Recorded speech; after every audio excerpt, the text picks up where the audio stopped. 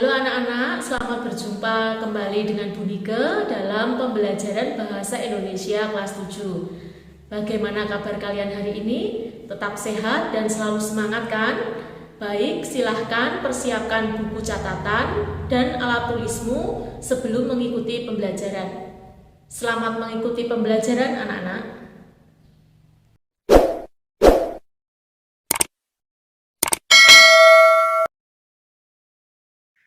Anak-anak, hari ini kita akan mempelajari tentang struktur dan kebahasaan teks deskripsi.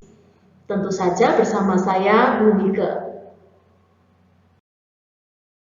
Kompetensi dasar yang akan kita capai adalah 3.2, menelaah struktur dan kebahasaan dari teks deskripsi tentang objek, sekolah, tempat wisata, tempat bersejarah, dan atau suasana pentas seni daerah yang didengar dan dibaca.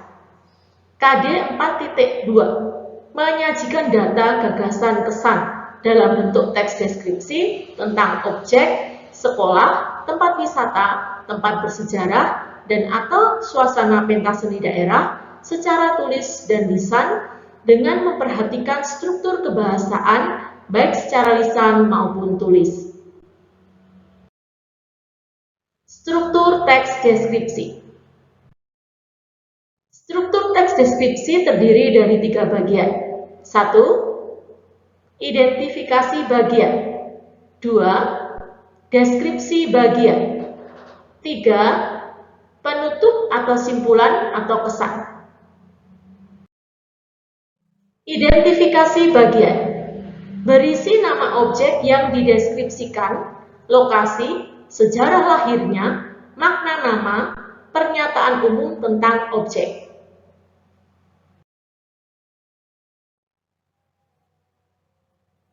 Deskripsi bagian. Berisi perincian bagian objek, tetapi diperinci berdasarkan tanggapan subjektif penulis. Perincian dapat berisi apa yang dilihat, bagian-bagiannya, komposisi warna, seperti apa objek yang dilihat menurut kesan penulis.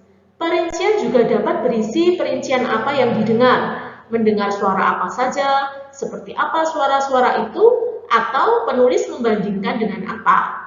Perincian juga dapat berisi apa yang dirasakan penulis dengan mengamati objek. Penutup atau simpulan atau kesan. Berisi kesan umum. Perhatikan contoh teks deskripsi rumah tongkonan berikut ini. Bagian awal adalah judul rumah tongkonan. Pada paragraf 1 merupakan identifikasi, berisi nama lokasi, nama objek, gambaran umum objek.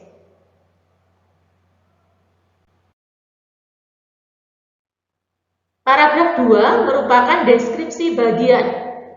Di dalamnya memerinci bahan kayu, ukiran rumah, hiasan atau atap rumah.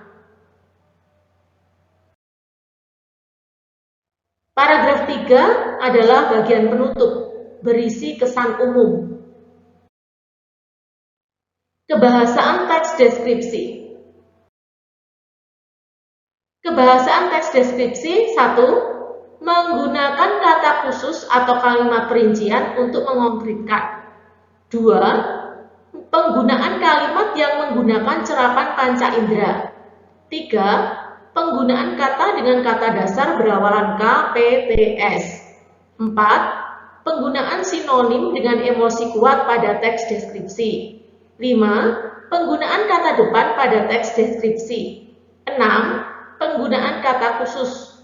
7. Penggunaan kata depan di dan huruf kapital.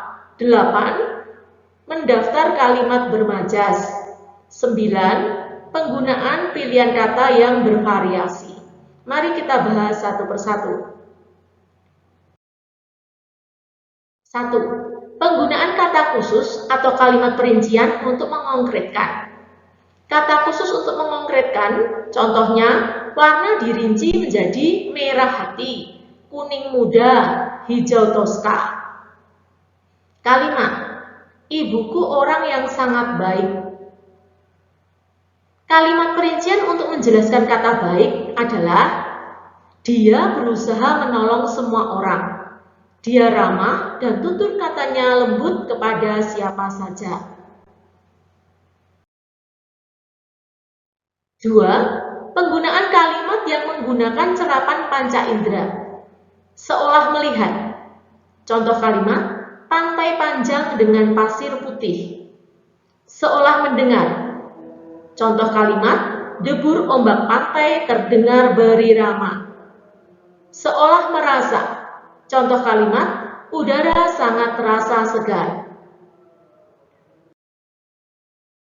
3. Penggunaan kata dengan kata dasar berawalan K, T, T, S. Kalimat, Pantai Karimun Jawa sungguh memesona. Telaah penulisan kata memesona. Awalan men plus kata dasar pesona menjadi memesona. Apabila imbuhan men diikuti kata dasar berawalan huruf K, T, S, P, maka huruf awal tersebut akan luluh. 4. Penggunaan sinonim pada teks deskripsi. Kata indah bersinonim dengan emosi kuat, elok, permai, molek. 5. Penggunaan kata depan pada teks deskripsi. Kata depan di, ke, dari, pada. Penggunaan pada kalimat. Drama tari kolosal Arya dipentaskan di Monas. Matahari seolah-olah masuk ke dalam hamparan air laut. Dari kejauhan tampak hamparan permadani biru toska. Pada arah selatan bibir Pantai Senggigi terdapat pura kecil yang bernama Batu Bolong. Anak-anak silahkan kalian perhatikan penulisan di, ke, dari, pada. Pada 4 kalimat tersebut, di, ke, dari, pada ditulis terpisah dengan kalimat yang mengikutinya. Mengapa? Karena di, ke, dari, pada di situ memiliki fungsi sebagai kata depan. Perhatikan kalimat pertama. Kata dipentaskan berbeda penulisannya dengan kata di Monas. Karena kata dipentaskan di bukan merupakan kata depan, melainkan sebagai imbuhan.